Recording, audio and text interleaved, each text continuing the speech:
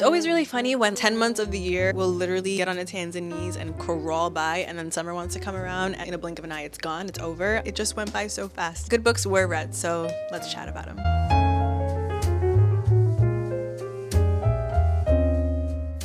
I feel like I've been in a teeny bit of a slump, but I feel like we're kind of out of it. And what I think really helped get out of it were short stories. I feel like I read mostly short stories this summer, and they were all bangers. Novels that I read, I think I read my favorite book of the year. The first book I read, and I spoke about this briefly in my last video, was Roman Stories by Hsieh. This book I've actually tried to read once before. I tried to read it when it just came out. I remember feeling a little bit confused as to my disconnect with it. I was like, I just feel so distant from this. I feel like she's keeping me at arm's length. I feel like I can't approach the text. There's something very guarded about this, and there's something very far about this. And I was like, is it because she's in partnership with someone else in the translation? Like, I was trying to figure out what it was. And then I decided to return to it this summer. I realized that the distance was the point. It was the point, guys. So this is a collection of short stories about people who are sort of plagued with a distance, whether it's the distance they feel from the mainstream, the distance they feel from their families, the distance they feel from the place that they grew up in. There's just all of this expanse between the characters and the thing that they are contemplating or experiencing. One of the first stories was about this woman who's in like a countryside home, and she's watching these visitors come by. It feels very Ferrante, this story, and she's like there with her dad, and then we later learn about the reason why they're in this faraway countryside home is because of an experience, like a xenophobic experience that the father had, how they sort of fled hatred to this place. There's a story about a woman who's like running an errand to the post office and gets attacked. Another story about this family who moves into this building, and all of the neighbors sort of rally around to urge them from the home who resides in the margins and what are their experiences, and sort of bringing them to the center. There was an interview in the Paris Review. It was so on point in calling her writing really compact and compressed, and that's always the sense that I get, is that like everything is sort of pressed to the center. And so that feeling juxtaposed against the estrangement and the distance that you felt in this, like it added interesting texture to each story, and I think it worked really well. I was also listening to a interview with Hsieh, and she was talking about like the experience of translation, what it means to learn a new language and then transmute something through the new language to create something new. It was really fascinating. She's just the coolest. I love her. You'll also have to excuse my hair. I like curled it and I'm waiting for the curls to fall, but right now I'm looking real Shirley Temple-esque, but we move. When I was in Ireland, I bought Breakdown by Kathy Sweeney. This is about a woman. She's like a middle-class woman who's in this marriage, and she has these 2 kids, and she's living a seemingly perfect life. And one day she just wakes up, texts her husband, "I'll be back when I'm back," gets in her car and flees. She is sort of running away from all of these scripts that she has sort of willingly allowed herself to fall into, but which she all of a sudden feels the like unbearable and unmanageable weight of. As she is moving away from her family and her home and all of these scripts, she is sort of leaving the performance. She's like moving away from the postures, and she's arriving closer to herself. She's like revealing herself to herself, encountering all the buried parts of herself. It's like a very tense book. You move through it, everything is kind of like clenched because our narrator is extremely clenched, and then there's a little bit of relief when she gets to the end. And it was really interesting. It comes from a perspective of an incredibly privileged woman, but I think the contemplation she had about art, which wasn't necessarily like, oh, I was an artist and then I gave up my art. It was like, I was an artist and then I had children, and so then maybe I used the children to justify the reason that I gave up my art, but maybe I was never an artist to begin with. The way that she approached her desires, I think, was really interesting and like a little bit intoxicating to be able to sort of look something in the eye and say, I want that. And the only way that she was able to do that was by getting away from, or at least just like familiarizing herself with her own voice. That's like a necessary precursor to being able to name your desires and pursuing your desires, whether they be carnal or I want to live in a cottage very far away from everyone and I just want to do my own thing. Whatever the desire is, sort of breaking away from everything and breaking down in order to build yourself up was kind of the thing. The writing style is really interesting. It's very like fragmentary in a way that jostled you through the text. Not a lot of connective tissue, but I think the parts where she allowed you access to herself were very punchy and evoked a lot. And so I was like down to be wherever she allowed me to be. And because there was not a lot of connective tissue in it, it never felt like a continuous narrative, but like I was okay with that because I was just experiencing what she was experiencing. So I describe this as more of an experience than a read. I don't want the whole narrative. I just want what she gave us, and what she gave us was really, really good. The next book I read, and I'm glad that I'm finally recording recording this video because I have officially begun to get threatened by the New York Public Library. They're like, yo, run me my book. They started charging me, so I have to give this back. But the book is Reservoir Bitches by Dalia de la Cerda. This is translated by Heather Cleary and Julia Sanchez. I freaking love this book. This was so good. For me, the voice of this was fantastic. I think the themes that it was exploring was fantastic. This is really just about various young women and the violences that they face and how they work to grasp at their autonomy and agency in the face of all of it. It's various different women in various echelons of society. We begin the collection with a woman or a girl who's trying to abort. She has like a one-night stand, realizes she's pregnant, and is trying to get the means so that she can abort because she knows that she just cannot have a child. And as we move through, we meet this gangster's girlfriend, and then we meet her best friend, and so there's a lot of like wealth in these lives. We also meet a young Afro-Mexicana, and she's on a bus. This was like my favorite story. She's on a bus and everyone has gotten off. She's one of the last people on the bus, and she realizes that the bus has started to take a weird route.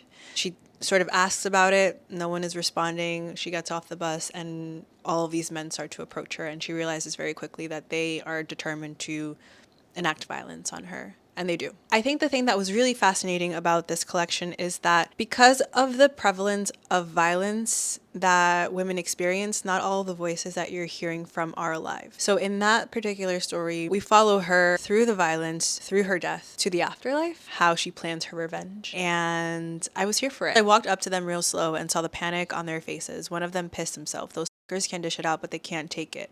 I was scared because our bodies remember, but I buried my fear and smiled. A couple of things I liked a lot about this collection, but one of the things that I really liked, like every single woman in this story was about it and was full of like garras and empeño, and it was just really cool to see all of these women transformed by the realities of violence to these beings that, regardless of the circumstance or the situation, always had agency and worked to assert their autonomy. Whatever twisty way it had to come out, it came out. And it was just such a like animated collection, not just with like the action that the women were taking, but also the voice. It's hard because when you're reading a translation, and I am biased because I am a Hispanohablante, but like I don't know, there's something about Spanish that is super lively and musical, and I think it's really hard to then transmute into something. So I don't know, I feel like English is very buttoned up and Spanish is just very loose and fluid and can be just structurally so interesting. And so sometimes I really struggle with translation. Not that I struggle with translation, but sometimes you can just really feel the translation pressing up against the text. I felt that too. And I would say, like, if you liked Dogs of Summer by Andrea Abreu, I would highly recommend this. It's very similar in tone, but it's hard to transfigure that kind of Spanish into English. And I think Heather and Julia get super close, but there is something different. There is something that just can't be captured. I actually read this physically, and then once I started reading it and I saw the translation, like there were some things that they didn't even translate because it's just not translatable, and I was like, I need to experience this in Spanish. So I in tandem listened to the Spanish version, and I'm very happy because the musicality really popped off.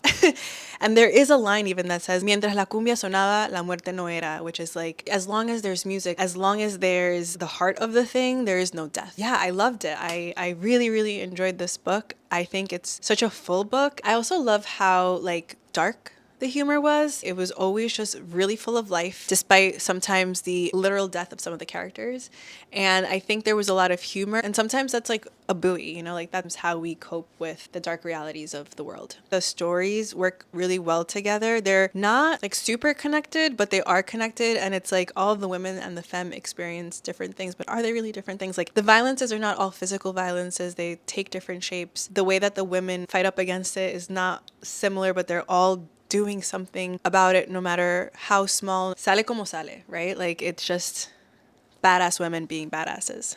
I loved this. I love this so much actually that my friend went to Mexico City, and I was like, hey girl, can you get me a copy? Because I would really love to read this in Spanish, and Dalia is from Mexico. I absolutely enjoyed this one and really had a good time with it. I'm losing light.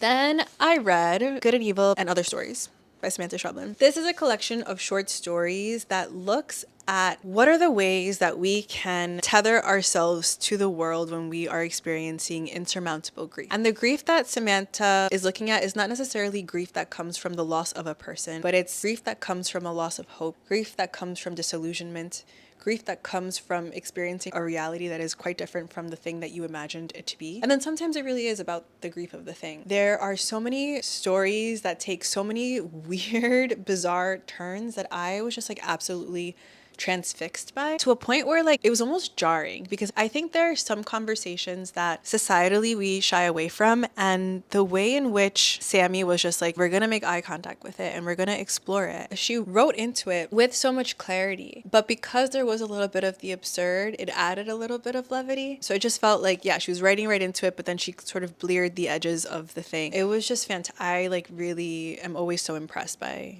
Schweblin's work, for sure. The last book I read might be my favorite book of the year. The more I think about it, the more I'm just like, wow, sis really popped off. And I think it's funny. Let's talk for a second. I think it's funny because I just read another book by her new book. And I know I was trying to be polite on the internet. I did not like that book at all. I had a lot of strong feelings of dislike towards that book. I don't know what possessed me to request this book. I was like, let me just listen to it on audio. I need something to listen to. I actually haven't even been listening to audiobooks recently, but for some reason, my intuition was like, go get that on audio, listen to it. And I'm so glad I did this. This is my idea of a perfect novel. I have not a single critique about this book. A Separation is about a woman who is married to a man. The woman is kind of like over the relationship. She's actually thinking of divorcing. I think they've separated at this point, but she's not happy in the marriage. Homeboy has gone away. He's like in Greece somewhere, gallivanting, having his affairs, living his life. Mother-in-law calls the wife and is like, hey, where is my son? Go find him. So she like organizes for the wife to go and retrieve Christopher, the husband. They're both writers. The narrator is I don't know that we ever learned her name. The narrator is a translator and her husband is a nonfiction writer, and he's currently researching lamenters. Lamenters are women who are hired to perform grief. He's doing some research on it. Yeah, so she goes to Greece. She's thinking about all the reasons why she hates him. She's so excited about the divorce, but she's also contemplating like, how do I bring this up to the mother-in-law? We're sort of following Christopher's footsteps, but can't find Christopher. And in following his footsteps, we come across his trail of women, and she's just like, oh, this philandering hoe. It's fantastic. The thing I love about this book is she is so acutely observant of all of the minutia that occurs as a marriage is falling apart. As Slack enters the bond, what are the things that bubble up? And Katie just like gets right into the meat of the thing. This book, I would say, is a book that really interrogates desire. It interrogates desire at all of its curves, at the beginning when it's most intense, what desire can lead to, what it looks like to start to lose desire. I was very much eating all of it up. I wanted this book to go on forever. I did not want it to end. I actually started to feel panic as I was getting to like 50%, 60% of the book, because I was like, I actually cannot have this end. All of the relationships were juicy, and I wanted 100 pages of this chick's observations of each and every one of them. There's one part, we have this woman, Maria, and the way that she is described, perfect. I love how honest the description of this woman is. And it's not just a description of the physicality, it's so much insight on human behavior and human behavior as it pertains to desire. And that, I think, is my favorite thing. She is in a relationship with Stefano, but Maria has also fucked Christopher. Maria and Christopher had a very intense, passionate fling, and we're pretty sure Maria is in love with Christopher. Our narrator, she can like observe this and have no I am a woman scorn, because she doesn't care. She just wants out of the relationship. At this point, homegirl is living with me boyfriend. So she just very much does not care about Christopher and his affairs, but we get to learn about his infidelities. While she's telling us about his infidelities, we're also learning about all of the interactions. So like he's this wealthy dude who's really aware of his charm, and I don't know, I just love how she interrogates character as it pertains to desire. We get to the hotel, Stefano reunites with Maria. They are having a little quabble, and our narrator is sitting at the hotel. She's sitting on a bench somewhere. She is locked into this conversation where she is watching the dynamic between Stefano and Maria play out. And it is interesting because we know that Maria is very down bad for Christopher, but Stefano is very down bad for Maria. We get to watch this woman in real time contemplate the edges of desire, how far she can take her desire, when desire stops, what is the safe thing to do, where is the place where I have to sort of engage in rationality and not fully fold into desire. And so we're watching all of these desires play out through our narrator. Her commentary is slicing and she just doesn't care, and it's like almost funny. I was absolutely addicted to it. We also see the dynamic between Christopher's mother and father and what it looks like to be married for a very long time, because she's looking at the end of a marriage, right? Her own. And she's looking at all of the behaviors and all of the things that could contribute to the demise of a marriage, and how something that starts with so much love and so much care can sort of then devolve into wanting to serve someone divorce papers, fleeing to another country, not letting the person know, you living with your, like all of these dynamics exist in the thing. So we see her interrogate the stop guard of desire and how it ends in marriage, but then what happens when you don't exit the marriage? And that's what we see with Christopher's parents. And so it's just like all of these relationships and all of their different iterations, which our narrator is shining a light on and is sort of teasing apart, and it's my absolute favorite thing. My favorite thing. Okay, so those are the books I read this summer. I actually read some short stories. I read 2 short stories, both by Megan Nolan. I get very excited when like my favorite writers give me something. I do really desperately want a new novel by her, but I'll be patient. They're both about like dating, and they're both about being in relationships to others and self-worth and coming into your own. They're very, very short, so I don't want to say a lot except that they were good. But I will link those down below. Elaine, who wrote Disorientation and just came out with a short story collection, she had a piece in the Writer's Digest called Writing as a Private Relationship Between You and the Work, and it was just an interview, but I like at the end, she had this sentiment about how when you're writing something, there tends to be a lot of noise, and it's really important to return to like the threshold where it's just you and the thing, and it's not you and the polished thing, it's just you and the work. And sometimes you have to allow yourself that privacy. And I think sometimes I struggle because I'm like, we have to just like get over the fact of like, my work is precious, I don't want anyone to see it. But I think there is also something about like shutting down the voices and allowing yourself that intimacy with yourself. Let me just read the quote. When asked if you could share one piece of advice with other writers, what would it be? She says, at the end of the day, disregard everything that is involved in the act of publishing or being seen and read and interpreted. Remember that writing is a private relationship between you and the work. That must come first. And like any relationship, it must be sustained and protected. It's easy to get caught up in the noise, and it is a loud and incessant noise, but know that you can always return to that intimate space where it's just you and the blank page.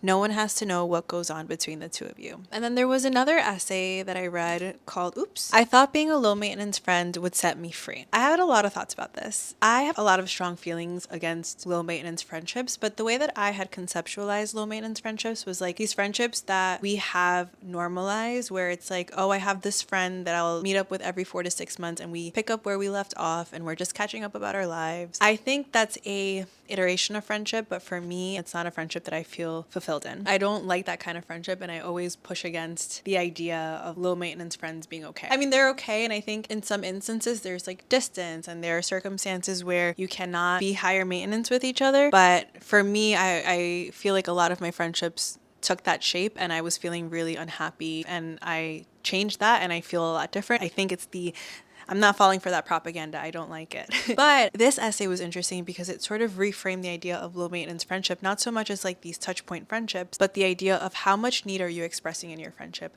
When you make your needs small in friendship, that is being a low maintenance friend, because you're not allowing other people to hold you. And in turn, you're not holding other people in times of need either. And this kind of blew my mind because I think that I have a lot of difficulty expressing need in friendships. I think a lot of us do. Being friends with older women, you notice that people have different bandwidth and different containers and different responsibilities. And sometimes it just physically is like you see your friends really working hard to make it day by day, and it feels really burdensome to be like, okay, and now here's my need. But in turn, then you don't allow the opportunity for reciprocity in that. It's not like an established norm or thing that you do. I'm just talking about myself.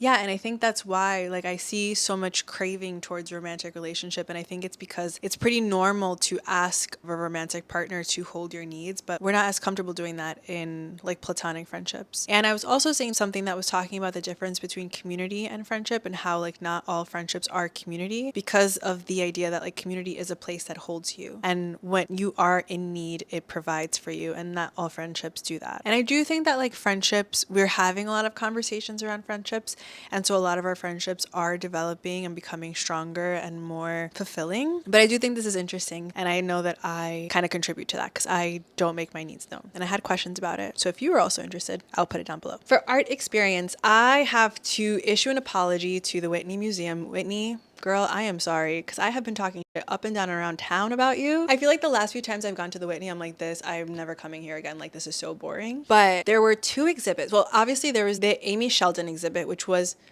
insane.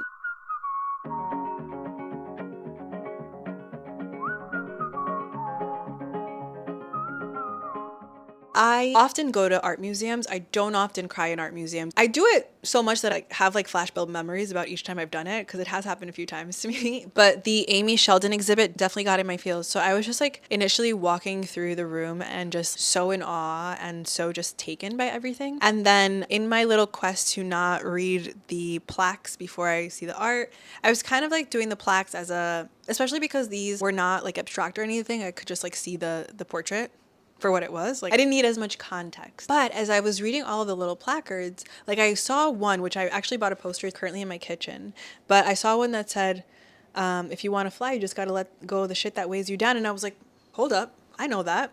And then there was another one and I was like, is that Clifton? Like, I know that one too. I realized that a lot of the titles of the art were literary references, and I think that is so cool. So I literally like did a lap again, and I was just like collecting all of the literary references, and I had so much fun. There was one piece I think called "This Is My Kingdom" of a little boy on the top of the slide, and as soon as I like turned the corner and saw that, I don't know what it was, I cried like a baby at that. It was just absolutely regal. There was so much love. Like, you could see that there was so much love in each piece that she did. I was texting everyone I knew because I saw it pretty late. I saw it, I think, a week before it was gonna come down. And I was like, you need to get your ass to the Whitney now.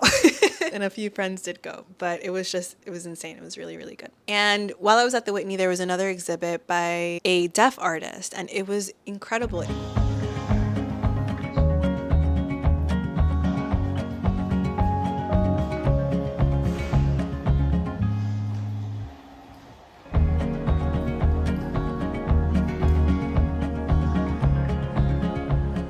It added the perfect amount of levity, but also just really beautifully depicted, not necessarily the struggles in being deaf, but like how society and people's unwillingness to like make eye contact with a thing, about how able-bodied society is and the considerations that are not often given to people who are differently abled. So like I spent so much, it was really there. I was like, I'm gonna go in and out, and I spent like 4 hours at the Whitney that day, and I spent a lot of time at that exhibit.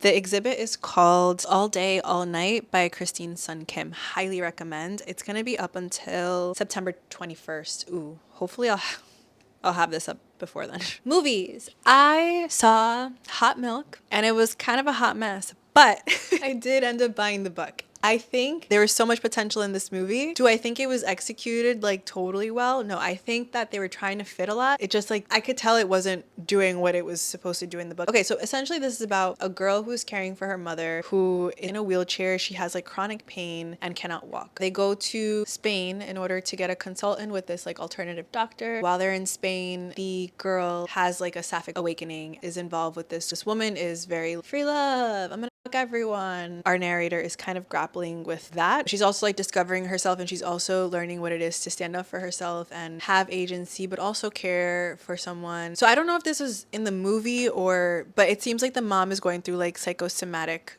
pain, and so it's more of just like a block because she has this untold narrative that she is repressing, and so what we're seeing is the symptom of trauma. I thought the ending was really interesting. I thought all of her the girl's becoming was really interesting, but I just think it didn't work well in the film, but I do think it probably works really well in the book. So I bought the book and I have it on audio, so I'm going to be listening to that, and I'm listening to it currently, so I'll hopefully be making my way through that soon. I'm also watching Solo Travel by Traci Ellis Ross. This is kind of like the most revolutionary thing that's on TV right now.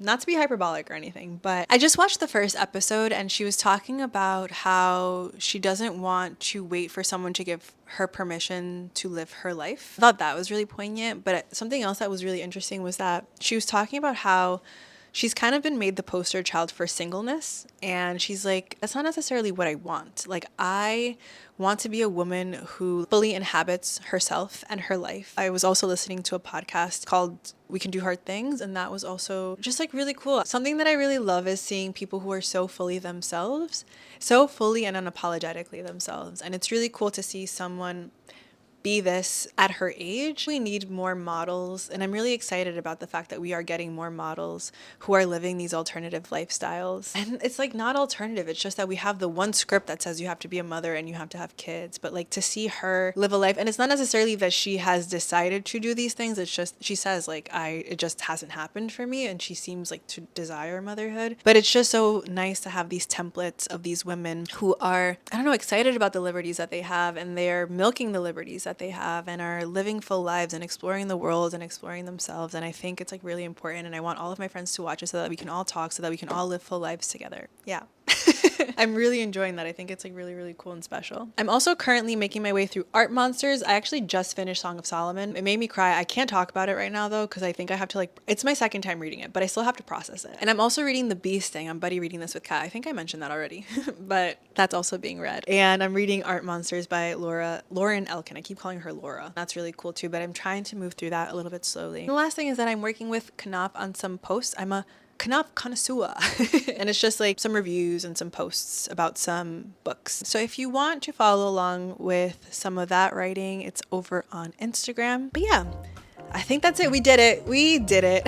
I didn't know if I was going to be able to film this. I missed you guys, but I think that's it. Let me know what you've been reading. Is it good? Should I pick it up too? We'll see each other soon.